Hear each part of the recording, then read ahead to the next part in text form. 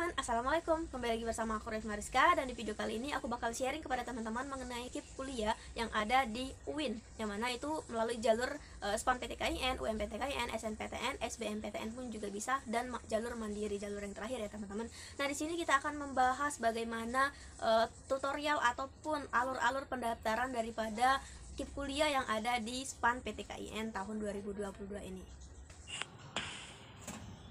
Oke, yang pertama aku mau ingetin pada teman-teman bahwa pada tanggal 4 Maret nanti udah dibuka pendaftaran SPAN PTKIN tahun 2022. Dan sebagaimana alur pendaftarannya, kita mendapatkan akun yang mana didapat dari sekolah kita berupa ID pendaftaran beserta passwordnya dapat dari sekolah, yang mana ini udah penutupan tanggal 28 Februari kemarin, itu penutupan PDSS-nya, yang mana itu si sekolah itu memasukkan data-data teman-teman yang ingin mendaftar SPAN PTKIN. Tapi sekarang itu udah aku rasa teman-teman sudah mendapatkan username dan password dari sekolah untuk mendaftar mandiri ke websitenya SPAN PTKIN tahun 2022 ini. Oke. Nah, di sini yang aku bahas sedikit nih bahwa SPAN PTKIN itu sama seperti jalur SNPTN, yang bedanya itu di bawah naungan Kemenak, Kementerian Agama. Tapi kalau SNPTN, LTMP dari LTMPT itu di bawah Kemendikbud ya teman-teman, itu beda penyelenggara gitu, kayak gitu. Dan kemudian di sana yang menyamakannya itu juga menggunakan jalur raport, menggunakan nilai raport dari semester 1 sampai dengan semester 5, dan juga pendaftarannya itu gratis tanpa dipungut biaya sedikit pun, serta faktor-faktornya juga hampir mirip dengan SNPTN, ada prestasi dan juga mengandalkan nilai raport kita serta sekolah kita juga, seperti itu. Nah, di sini mengupas mengenai KIP kuliah, bahwasannya di sini aku bahas perbedaannya terlebih dahulu mengenai KIP kuliah yang ada di SPAN PTKIN, yang mana itu di UIN ataupun IAIN dan maupun STAIN gitu ya teman-teman. Berbeda dengan yang ada di universitas pada umumnya seperti UI, UGM itu berbeda dengan yang ada di UIN, misal UIN Jakarta dengan UI itu berbeda ya teman-teman KIP kuliahnya gitu. Nah, perbedaan pertama yaitu penyelenggara atau di bawah naungan siapa. Nah, kalau untuk KIP kuliah Kemendikbud yang kita kenal dengan kemarin itu bidik misi ya teman-teman, itu di bawah naungan Kemendikbud. Nah, berbeda dengan KIP kuliah Kemenak, itu di bawah naungan Kemenak teman-teman, namun namanya juga sama. Dan juga di sana kalau untuk Kemendikbud itu kuota dari penerimanya itu lebih besar dibanding dengan kuota daripada KIP kuliah Kemenak teman-teman. Jadi lebih besaran kuota Kemendikbud ya teman-teman, kuota KIP kuliah Kemendikbud maksudnya. Nah, alur pendaftarannya, jika pada saat KIP kuliah di SNPTN, di SBMPTN, teman-teman itu membuat akun, misal teman-teman membuat akun LTMPT, membuat akun KIP kuliah, itu dikaitkan. Namun untuk yang pendaftaran KIP kuliah di Kemenak ini berbeda teman-teman. Dan di sini ini kan tanggal 4 nanti tuh, itu pendaftaran SPAN PTKIN. Nah, di situ kan teman-teman mungkin belum mendapatkan informasi bagaimana mendapatkan KIP kuliahnya untuk kuliah gratis dan mendapatkan dana juga, dana pendidikan juga. Nah, untuk KIP kuliah Kemenak di UIN itu teman-teman, kebanyakan ya universitas itu membuka KIP kuliah itu setelah teman-teman itu dinyatakan lolos di jalur daripada jalur masuk UIN tersebut, ataupun jalur SPAN PTKIN, UMPTKIN ataupun mandiri, dan SNPTN, SBMPTN pun juga ditunggu sampai dengan teman-teman itu lolos masuk, dinyatakan lolos di universitas yang teman-teman tuju, di UIN mana yang teman-teman tuju. Nah, teman-teman pada semester 1 teman-teman itu tetap untuk membayar uang kuliah tunggal atau UKT yang sudah ditentukan golongannya. Nah, kalau untuk KIP kuliah Kemendikbud itu teman-teman kalau udah masuk kita nunggu apakah kita dinyatakan lolos atau tidak. Jika kita dinyatakan lolos baru kita nggak bayar,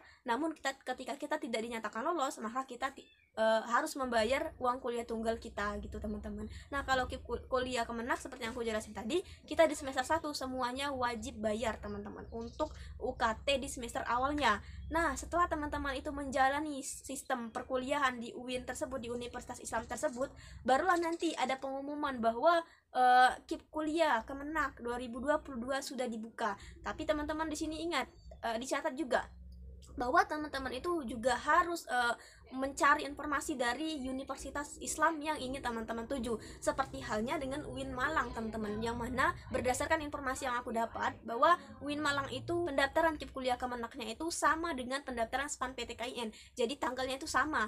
Namun kebanyakan universitas itu setelah masuk, tapi UIN Malang itu mengadakan KIP kuliahnya itu menyelenggarakan pendaftaran KIP kuliah Kemenaknya itu pada tahap pendaftaran SPAN PTKIN-nya, seperti itu teman-teman. Jadi teman-teman harus tetap mencari informasi dari dari universitas Islamnya dan bagaimana pendaftaran KIP kuliahnya. Dan juga teman-teman bisa tanya-tanya kepada kakak tingkat yang berada di universitas Islam tersebut bagaimana sistem pendaftaran KIP kuliah di Kemenaknya, seperti itu. Namun berdasarkan informasi yang aku dapat bahwa di UIN Raden Fatah di Palembang itu ketika teman-teman dinyatakan lolos di universitas Islamnya, barulah teman-teman bisa mendaftar KIP kuliahnya setelah teman-teman jalan perkuliahan selama beberapa bulan ke depannya. Dan di UIN Jakarta pun seperti itu teman-teman, setelah dinyatakan lolos di UIN Jakartanya gitu. Maka aku tegaskan kepada teman-teman harus mencari dan mengimbangi informasi mengenai KIP kuliah dengan SPAN PTKIN-nya. Apakah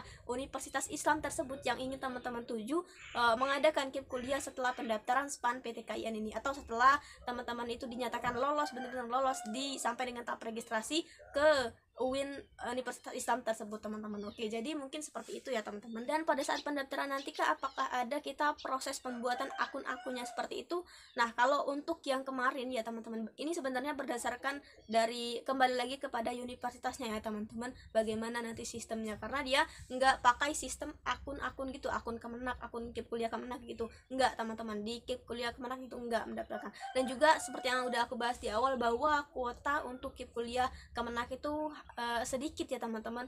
Paling tidak itu di suatu universitas Islamnya itu 500 mahasiswa cuman mendapatkan KIP kuliah, seperti itu teman-teman ya. Dibanding dengan KIP kuliah Kemendikbud emang lebih besar kuotanya, bahkan sampai 1000-an ke atas untuk di satu universitas saja ya teman-teman, seperti itu. Nah, mungkin ini sudah teman-teman mendapatkan gambaran daripada bagaimana alur dan pendaftaran KIP kuliah Kemenak di SPAN PTKIN tahun 2022. Intinya teman-teman wajib imbangi lagi informasi-informasi dan ikuti website yang menurut teman-teman itu perlu teman-teman gali informasinya. Dan jangan lupakan juga informasi dari universitasnya bagaimana, karena itu juga sesuai dengan kebijakan universitas Islamnya masing-masing teman-teman. Oke, intinya teman-teman yang mau mengambil di universitas Islam, baik itu di jalur SNPTN, SBMPTN, itu teman-teman tetap menunggu sampai teman-teman dinyatakan lolos. Berbeda dengan universitas yang umum teman-teman, seperti UGM, UI, Unpad, Undip, dan universitas umum lainnya, seperti itu teman-teman. Oke, mungkin sudah clear ya mengenai penjelasan mengenai masalah ini teman-teman, mengenai KIP kuliah yang ada di SPAN PTKIN ini. Aku harap teman-teman setelah menonton video ini sudah paham mengenai KIP kuliah Kemenak maupun perbedaan dari KIP kuliah Kemenak dan KIP kuliah Kemendikbud ini. Nah, kalau teman-teman ingin mengetahui bagaimana sih nantinya akan mendaftar KIP kuliahnya, itu teman-teman bisa klik yang ada di kanan atas ini, udah aku sediakan. Ini merupakan video dari tutorial pendaftaran KIP kuliah Kemenak di UIN Raden Fatah teman-teman. Bisa teman-teman lihat atau tonton videonya untuk referensi bagaimana pendaftaran KIP kuliah Kemenak di tahun 2022 ini. Oke teman-teman, kan mungkin segitu aja informasi hari ini. Jangan lupa like, komen, dan subscribe, dan jangan lupa untuk sharing kepada teman-teman lainnya. Siapa tahu kelolosan teman-teman itu dikarenakan kebaikan teman-teman. Oke, bye.